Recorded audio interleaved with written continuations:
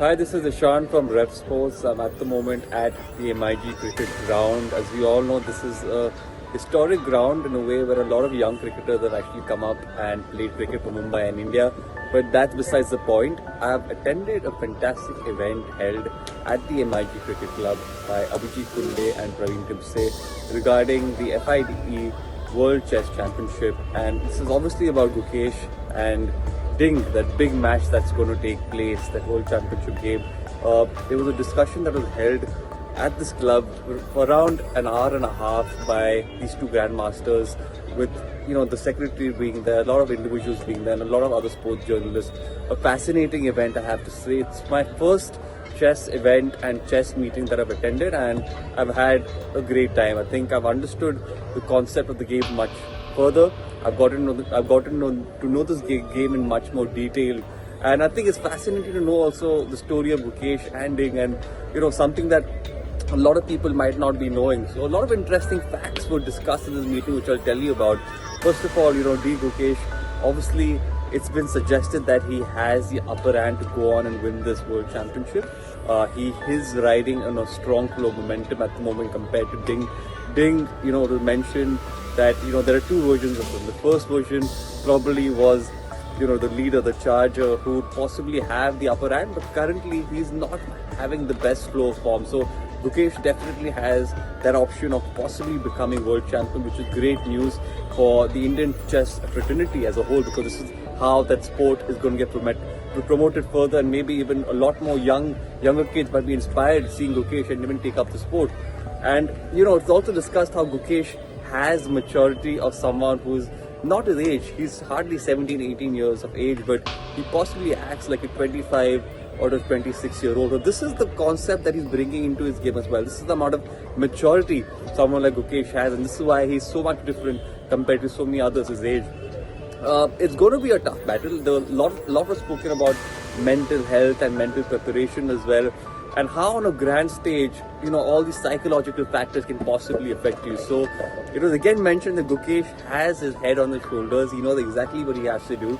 Extremely calm, extremely composed, even on the grand stage. And at the other end, Ding is someone who's shown to let go of his emotions quite often, whether it's crying after losing a game or not being able to come back too often from defeats or setbacks. So overall, Gukesh definitely seems to be having the upper hand at the moment. It's going to be a big match. Let's hope if he can give India an early Christmas present. If that happens, that's just going to be great news for the chess fraternity as a whole. A lot can be expected. These two grandmasters spoke about a lot in detail. A lot of chess anecdotes also spoken about how they believe Gukesh definitely has the upper hand at this moment. How Ding is definitely not one of the favorites to win this. It's going to be an interesting battle. Gukesh will definitely have the momentum. A lot of people will be backing him. The whole country will be backing him. I guess we can only hope that he goes on and does some wonders. Overall, it was a fantastic experience. I think a fascinating experience. It showed how the sport of chess is also growing in the country and not only elsewhere else. And even in Mumbai, the MSFA tournaments, around 3,000 more applications have been done, which is fantastic. That shows that the game of chess is actually growing and evolving. Overall, it was a fantastic day, and there are some fantastic visuals for you to also check out. So make sure you check this out, and also another visual of the MIG Cricket Club. Thank you so much. This is Ishan Shane signing off from Revsportz. I'll see you all in the next one. Thank you. Want the round number, yes? Sure. Or you just want the prediction? No, you give us I think Gukesh will win by round 12. That's what I think. Sir, Gukesh wins before round 12, after round 12? Well, my interview to you itself, Express and Times, both have given that we will not see a 12th game in this match. We will not see a 12th game. I have made it clear. Of course, there are a few things that come into picture. After first two games, we will probably be able to know. Because I don't believe that form and those things are there, but somewhere I see also a difference in the quality.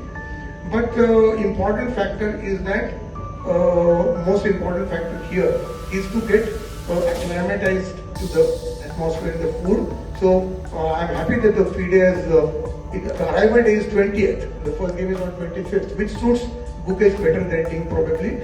And from that angle, I'm not expecting to see 12th game. But okay, there are some things. Uncertainty is a part of sports, any sport. And if the better player was always to win, we would see only 100% results. So uncertainty remains a part. So probably I'll be able to give a more accurate reply after 2 rounds. But at the moment, we are not going to see 12th game. He's a very strong player. So we have like Ding 1, Era 1 and Ding Era 2. So right now he's in Ding 2, which is not very strong. But if you see Ding 1, it was very difficult to beat him. He became a national champion. Like Chinese national championship is one of the strongest national championship. I think now only US can compete with them. And he won that championship thrice. When he was 16-year-old, he won the first time. Then when he 2018, I think he reached the finals of the World Cup. 19 again he reached the finals of the World Cup. And he was the first Chinese player to cross 2800. And he reached the world number 2 spot behind Magnus Carlsen in the classical rating, and he was number 1 in the blitz and rapid rating ahead of Magnus. So, but it was all before COVID, and I think he was doing extremely well. And what I can say is, then he played his match. Candidates were qualified for the match with Nepomniachtchi, where Magnus refused to play, and that match in Kazakhstan. If you see that match, like he had the ability to come back. He lost the, I think, second game, then he lost the 4th game, then he lost the 6th game. But every time he kept losing, he was coming back. He won the 3rd game, won the 5th game, he won the 10th game, and took the match to the tiebreak. And in tiebreak, in the 4th game, he won the World Championship. So that was I think his peak, where he played extremely well. He was very difficult to beat. But he had this. I feel that he had this feeling that maybe Arjun, Pravin, all of them.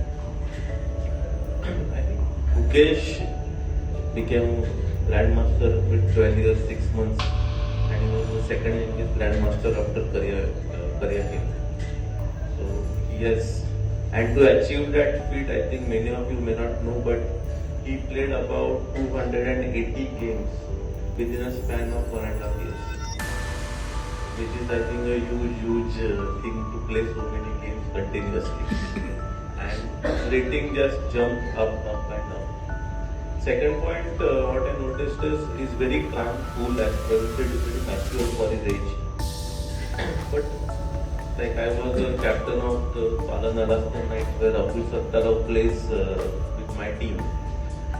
And the striking difference, what I find between Gukesh and other players is, there are few players who work on their chess and then do other things. But whatever Gukesh does is actually if it is going to help him in chess. So like if he is resting, it is also because he needs a rest to improve his chess. If he is reading because it will help him to improve his chess.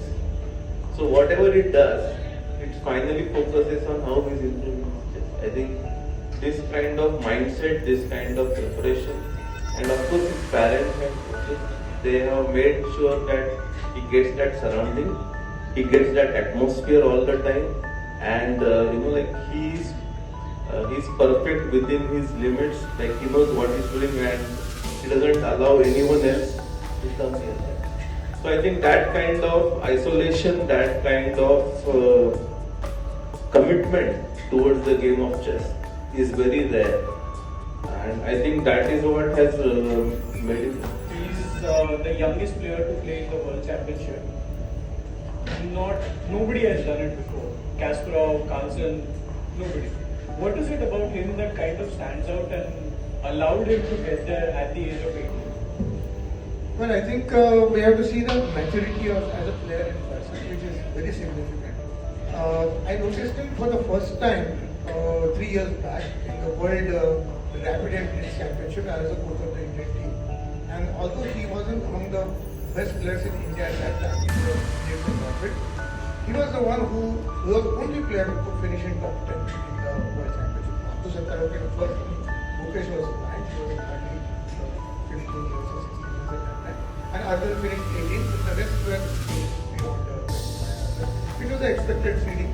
So somewhere I noticed that the boy doesn't speak much, doesn't show any expressions on the face, and yet plays the best of the moves. Even it's rapid, finished 9th when he was probably seeded beyond 100. So there I noticed, and I started watching him. And then 2022 National Championship was also something very important. Arjun came first, and Gukesh came second. Gukesh lost only 1 game.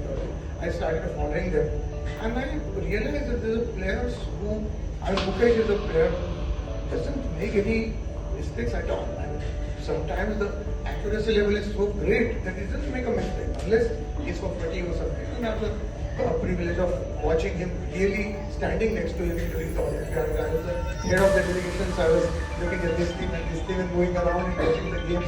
And I found many times he got into positions where he was very confident. His opponents were also confident.